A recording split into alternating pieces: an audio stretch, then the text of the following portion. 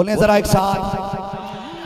आदम के बेटे शीश, शीश के बेटे यानस, यानस के बेटे कैनान, कैनान के बेटे मैलाइल, मैलाइल के बेटे व्यारत, व्यारत के बेटे इदरीस, इदरीस के बेटे मुतवश्शिक, मुतवश्शिक के बेटे लमकनेक नाम, लमकनेक नाम के बेटे नूह, नूह के बेटे साम, साम के बेटे जुल्हाद, जुल्हाद के बेटे शालिक, शालिक के बेटे आबिर, आबिर के बेटे दाता, दाता के बेटे रावा, रावा के बेटे सारू, सारू के बेटे नाखूर, नाखूर के बेटे तारिक, तारिक के बेटे इब्राहिम खलीलुल्लाह, इब्राहिम खलीलुल्लाह के बेटे इस्माइल ज़बीहुल्लाह, इस्माइल ज़बीहुल्लाह के बेटे केदार, केदार के बेटे अवाम, अवाम के बेटे अमल, अमल के बेटे साबित, साबित के बेटे सलमान, सलमान के बेटे रईसा, रईसा के बेटे इलियासा, इलियासा के बेटे ओदोद के बेटे हव्वा, हव्वा के बेटे अदनान, अदनान के बेटे मोइद, मोइद के बेटे नदार, नदार के बेटे मुदिर, मुदिर के बेटे इलियास, इलियास के बेटे मुदरिका, मुदरिका के बेटे खदीमा, खदीमा के बेटे किनाना, किनाना के बेटे नदर, नदर के बेटे मालिक, मालिक के बेटे फहर, फहर के बेटे गालिब, गालिब के बेटे लुई, लुई के बेटे काब, काब के बेटे मुर्रा, मुर्रा के बेटे किलाब, किलाब के बेटे कुसै, कुसै के बेटे अब्दे मनाफ, अब्दे मनाफ के बेटे हाशिम है और हाशिम के बेटे अब्दुल मुत्तलिब है, अब्दुल मुत्तलिब के बेटे अब्दुल्लाह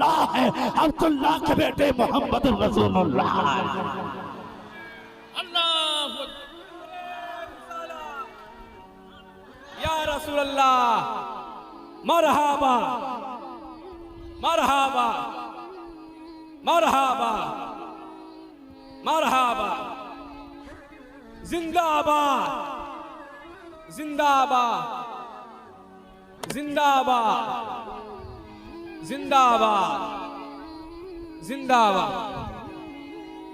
अल्लाहु अकबर या रसूल अल्लाह। अब जरा तवज्जो करें प्यारे, हजरत अब्दुल्लाह का निकाह सैयदा आमीना से हो जाता है, जैसी हजरत आमीना का निकाह हजरत अब्दुल्लाह से हुआ है। गौर करना प्यारे, 2 महीने का अरसा गुजरा है, हुजूर वालिदा की शिकम में आए हैं। 2 महीने का अरसा गुजरने के बाद हजरत अब्दुल्लाह एक दिन अपने वालिद हजरत अब्दुल मुत्तलिब से कहते हैं, अब्बा जान, कहा जी अब हम 1 से 2 हो चुके हैं, 2 के बाद 3 होने वाले हैं, आप इजाजत दीजिए, मैं परदेश जाना चाहता हूँ, मैं कुछ तिजारत करना चाहता हूँ। हजरत अब्दुल मुत्तलिब की आंख में आंसू आ गए, जैसी आंख में आंसू बाप के बेटे ने देखे हैं। कहते आपको काबे का वास्ता इनकार ना करना, अल्लाह अकबर इतना कहना था। अब्दुल मुत्तलिब कहते हैं, ए मेरे बेटे अब्दुल्ला, बात सच्ची है कि मैं इनकार नहीं करूंगा, क्योंकि तूने काबे की कसम दी है। बात सुन बेटे, जिस तरह याकूब के 12 बेटों में याकूब को यूसुफ प्यारे थे, उसी तरह मुझको काबे की कसम है 12 बेटों में तू सबसे ज्यादा प्यारा है, तेरे बगैर तो जी नहीं लगेगा। कहते हैं इजाजत दीजिए, परदेश जाना चाहता हूँ।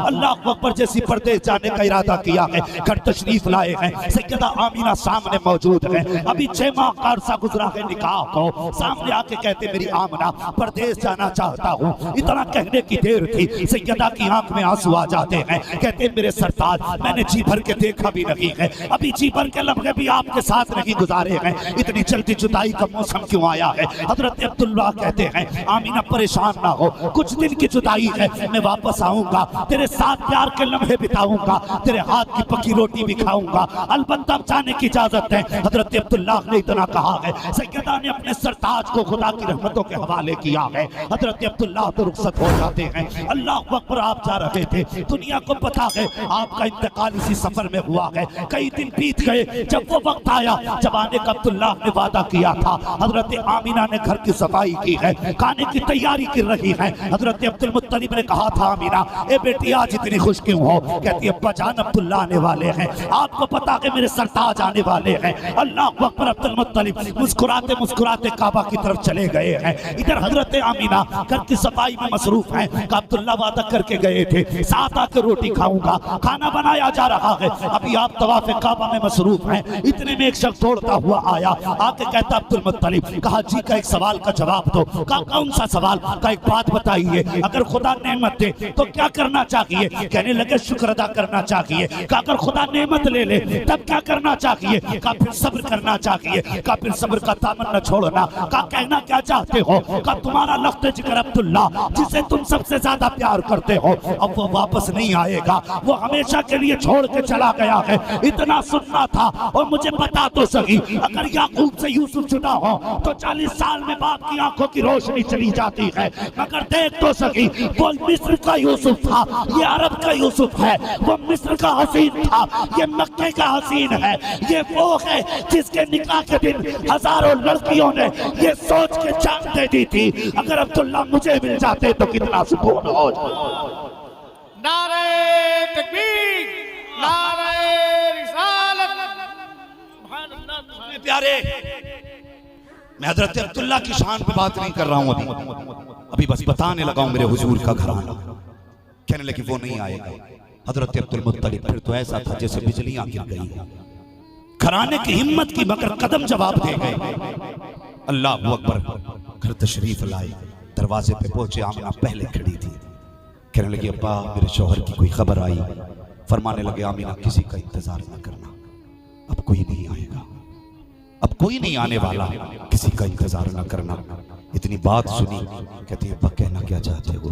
कहा बेटी जिस अब्दुल्ला की राहें तक रही है वो अब्दुल्ला नहीं आएंगे, इंतकाल हो चुका है अब्दुल्ला का। इतना सुना नबी की अम्मी अल्लाह अकबर शिकम पे हाथ रखा जमीन पे बैठ जाती हैं, आसमान की तरफ देख के आंख में आंसू रो के कहती मेरे मालिक अभी मेरे बच्चे ने बाप का चेहरा तक नहीं देखा, तो बाप इस बच्चे मेरे शौहर ने बच्चे का चेहरा तक नहीं देखा, मेरा बेटा मेरा बच्चा दुनिया में आने से पहले यतीम हो गया। जैसी रो के इतना कहा है, आवाज आ रही थी आमिना आंसू पोंछ ले, रोने की जरूरत नहीं है, तेरे बेटे को हमने लावारिस नहीं बनाया है, लावारिस नहीं बनाया है, बल्कि ये ऐसा बेटा है, ये ऐसा बेटा है कि इस पे किसी का सहारा नहीं लगेगा, इस पे सारे जमाने पर इसका सहारा बना दिया जाएगा।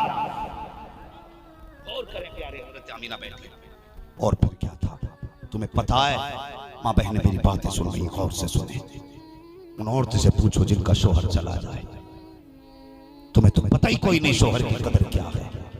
अल्लाह की कसम अगर शौहर चला जाए ना, फिर औरतों की जिंदगी बर्बाद हो जाती है, बर्बाद हो जाती है। कितनी घरों की कहानियां हैं, शौहर परदेश जाने लगे तो बीवियां हाथ उठा के दुआएं करती हैं, जा लौट के ना आना, लौट के मत आना।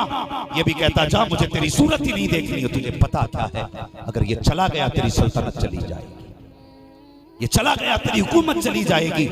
वो कभी तजर्बा ना किया हो तो मेरी बेटी घर जाके तजर्बा करना। अगर माँ बेवा है तो पूछना माँ जब बाप थे तब की जिंदगी कैसी थी, जब से बाप गए हैं उसके बाद की जिंदगी कैसी है। ना शुक्री ना करना, कभी शोहर के खिलाफ जबान ना खोलना, कभी बद्दुआ ना देना। खुदा की कसम ये शोहर सिर्फ तेरा शोहर नहीं बल्कि तेरी दुनिया की खुशियां इसी के दामन से।